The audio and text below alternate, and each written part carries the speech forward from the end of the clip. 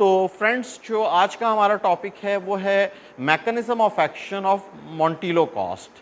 Friends, जैसा कि आप जानते हैं मोंटिलोकॉस्ट जो है वो अस्थमा में, एलर्जिक राइनाइटिस में इसको रिकमेंड किया जाता है। और ये भी आप डेफिनेटली जानते हैं कि अस्थमा जो है, जो एलर्जी है बेसिकली, उसमें होता क्या है कि जब भी हमारी बॉडी में कोई एलर्जन इंटर होता है तो वो हमारे इम्यून सिस्टम को एक्टिवेट करता है, जिससे हमारा इम्यूनोग्लोबुलिन एंटीबॉडीज़ ई जो हैं वो एक्टिवेट होके और वो जाके बाउंड करती हैं मास्ट सेल्स पे। मास्ट सेल्स जो हैं वो इन्फ्लेमेटरी सेल्स हैं। जब वो एक्टिवेट होती हैं, स्टिमुलेट होती हैं, तो वो इन्फ्लेमेटरी मेडिएटर्स जो हैं वो रिलीज़ करते हैं, जिसमें एसिनोफिल्स हैं, जिसमें हमारे मैक्रोफेजेस हैं, ल्यूकोसाइट्स हैं, और ये टाइप्स हैं वाइट ब्लड सेल्स की।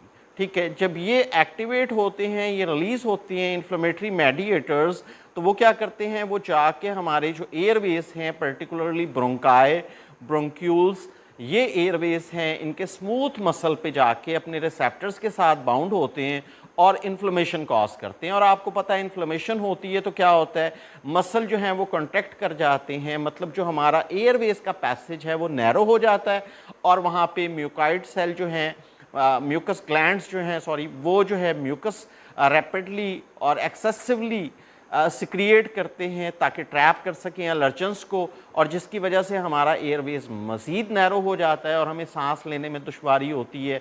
हमें जो है विजिंग साउंड के साथ सांस आता है, डिस्पीनिया, डिफ़िकल्टी होती है सांस लेने में, ठीक है, और कफ होती है। तो ये सारे सिम्टम्स जो हैं वो अल्टीमेटली अस्थमा के हैं। ठीक है, तो अब हम देखते हैं कि मोंटिलोकॉस्ट जब हम डॉक्टर प्रिस्क्राइब करते हैं तो अल्टीमेटली हमें क्या मिलता है, हमें रिलीफ मिलता है। तो वो रिलीफ कैसे मिलता है, इसके लिए हमें ultimately mechanism of action of montelukast understand करना होगा। तो आप यहाँ देख सकते हैं कि जब भी ल्यूकोट्रीन जो है वो रिलीज होता है तो क्या होता है, हमारे ब्रोंक्यूल स्मूथ मसल्स, मतलब हमारे जो एयरवेज हैं उनके जो स्मूथ मसल्स हैं, वहाँ पे आके ल्यूकोट्रीन जो है वो बाइंड होता है अपने रिसेप्टर्स के साथ और इन्फ्लेमेशन कॉज करता है। इन्फ्लेमेशन होगी तो क्या होगा, मसल कॉन्ट्रैक्ट करेंगे, हमारा जो पैसेज है एयरवेज का वो नैरो हो जाएगा। मोर ओवर जब म्यूकस सिक्रिएट होगी एक्सेसिव, ताकि वो ट्रैप कर सके जो एलर्जन है, जो एलर्जी कॉज कर रहा है उसको, तो क्या होगा, अल्टीमेटली मज़ीद नैरो हो जाएगा हमारा एयरवेज। ये फिनोमेना है एलर्जी का। ठीक है, तो फिर क्या होता है, जब हम मोंटिलोकॉस्ट देते हैं तो मोंटिलोकॉस्ट क्या करता है, वो एंटागोनाइज करता है किसको, ल्यूकोट्राइन को, जो बेसिकली एक इन्फ्लेमेटरी मेडिएटर है। ठीक है, तो हमारा मोंटिलोकॉस्ट क्या करता है, वो खुद बाइंड हो जाता है किस पे, ल्यूकोट्रीन रिसेप्टर्स पे। ठीक है, उनको ब्लॉक कर देता है। उससे क्या होता है कि अल्टीमेटली ल्यूकोट्राइन जो है वो उन रिसेप्टर्स पे बाइंड नहीं हो पाता। जैसे कि आप देख सकते हैं कि ल्यूकोट्राइन D4 जब बाइंड नहीं होगा तो अल्टीमेटली क्या होगा कि इन्फ्लेमेशन नहीं होगी, इन्फ्लेमेशन नहीं होगी तो मसल कॉन्ट्रैक्शन नहीं होगी, एक्सेसिव म्यूकस की जो है वो रीजनरेशन नहीं होगी, और अल्टीमेटली पेशेंट को रिलीफ मिलेगा।